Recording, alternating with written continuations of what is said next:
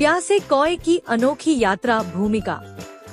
गर्मियों की तपती दोपहर थी। सूरज आसमान में आग उगल रहा था। हर कोई छाव में छुपा हुआ था, लेकिन एक कौआ आसमान में उड़ता हुआ पानी की तलाश कर रहा था। उसका गला सूख रहा था, लेकिन दूर दूर तक पानी नहीं दिख रहा था। तभी उसे एक पुराना गांव दिखा, जहां एक टूटा फूटा कुआं था। यह वही पारंपरिक कहानी लग रही थी, लेकिन इस बार कुछ अलग था। प्यासे कौए की अनोखी यात्रा। पहला अध्याय। तपती दोपहर और प्यास की पीड़ा। गर्मियों का मौसम था। सूरज आसमान में अंगारे बरसा रहा था। हवा इतनी गर्म थी कि पेड़ों के पत्ते भी झुलसने लगे थे। चारों ओर सन्नाटा पसरा था, जैसे पूरा जंगल इस भीषण गर्मी से बचने के लिए छुप गया हो। इसी जंगल में एक चतुर और जिज्ञासु कौआ उड़ रहा था। उसका नाम कालू था। वह बहुत प्यासा था और पानी की तलाश में इधर उधर भटक रहा था। उसके गले में कांटे पड़ने लगे थे, लेकिन दूर दूर तक पानी का नामो निशान नहीं था। अगर जल्दी ही पानी न मिला तो मैं बेहोश हो जाऊंगा, कालू ने खुद से कहा। वह उड़ता गया, लेकिन पानी का कोई स्रोत नहीं मिला। तभी उसे दूर एक पुराना गांव नजर आया। उसे उम्मीद जगी कि शायद वहां पानी मिल सकता है। बिना देर किए वह गांव की ओर उड़ चला। गांव में घुसते ही कालू ने देखा कि सारे घर पुराने और वीरान थे। ऐसा लग रहा था कि वहां कोई नहीं रहता। उसने चारों ओर नजर दौड़ाई और अचानक उसकी नजर एक पुराने कुएं पर पड़ी। शायद इसमें पानी हो, कालू ने उत्साहित होकर सोचा। वह कुएं के किनारे जाकर झांका। कुएं में थोड़ा पानी था, लेकिन वह बहुत नीचे था। अब मैं इस पानी तक कैसे पहुंचूं? कालू सोचने लगा। उसे अपनी दादी की एक पुरानी सीख याद आई। अगर किसी समस्या का हल सीधे नहीं मिलता, तो अपनी बुद्धि का उपयोग करो।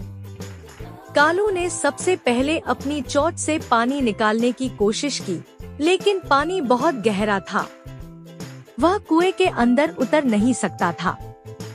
मुझे कुछ और सोचना होगा, उसने बुदबुदाया। तभी उसे एक पुरानी तकनीक याद आई, पत्थर डालकर पानी का स्तर ऊपर लाना।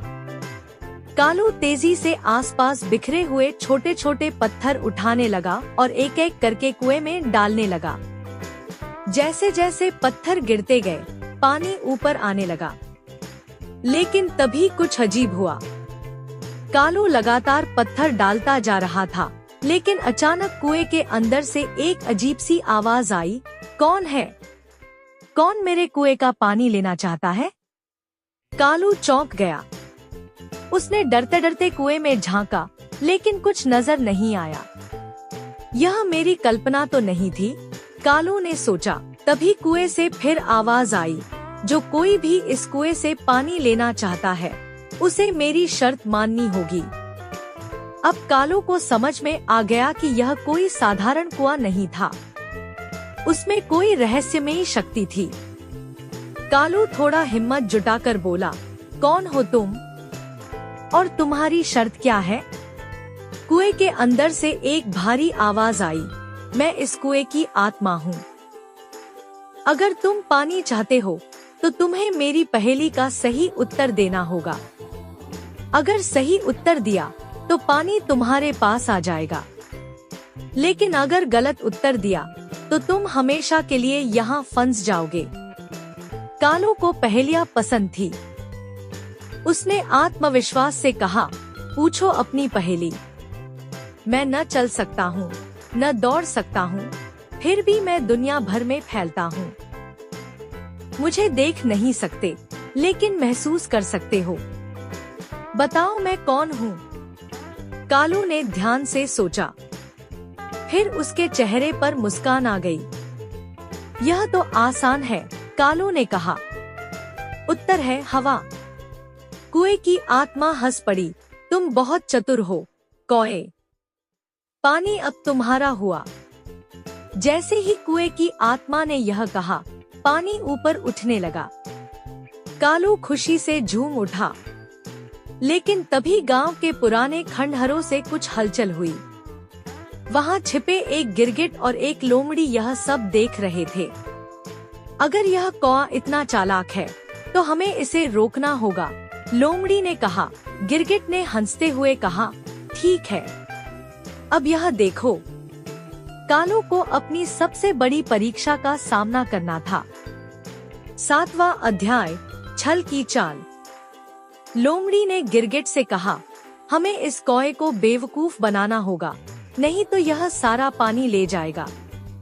गिरगिट ने अपनी लंबी जुबान निकाली और हंसते हुए कहा, कोई चिंता नहीं, मैं इसे ऐसी चाल में फंसाऊंगा कि यह खुद ही हार मान लेगा। गिरगिट धीरे धीरे रेंगता हुआ कुएं के पास पहुंचा और बोला, अरे कौए भैया, तुम इतने समझदार हो, लेकिन क्या तुम यह जानते हो कि यह कुआं शापित है? कालू ने हैरानी से पूछा, शापित? कैसे?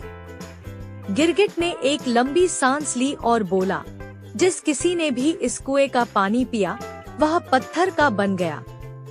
अगर तुम्हें अपनी जान प्यारी है तो जल्दी से यहाँ से भाग जाओ। कालू सोच में पड़ गया। क्या सच में कुएं का पानी शापित था? कालू को गिरगिट पर भरोसा नहीं था, लेकिन उसे पक्का यकीन करना था। तभी उसे एक विचार आया, अगर पानी शापित है तो क्यों न पहले इसे किसी और पर आजमाया जाए। उसने नीचे देखा तो एक नन्ही चींटी कुएं के पास चल रही थी। कालू ने अपनी चोंच में थोड़ा पानी लिया और उसे चींटी के पास टपका दिया। चींटी ने पानी पिया और खुशी से उछलने लगी। वाह, यह तो सबसे मीठा पानी है, चींटी बोली। अब कालू समझ गया कि गिरगिट झूठ बोल रहा था। उसने तेजी से गिरगिट की ओर देखा और बोला, तुम मुझे बेवकूफ नहीं बना सकते। गिरगिट घबरा गया और तेजी से भाग गया। गिरगिट की चाल नाकाम होते ही लोमड़ी ने खुद मोर्चा संभाल लिया। वह चालाकी से बोली, अरे कौए भाई, तुम सच में बहुत होशियार हो, लेकिन क्या तुम जानते हो कि इस कुएं के पानी को पीने के लिए एक और परीक्षा बची है? कालू चौकन्ना हो गया।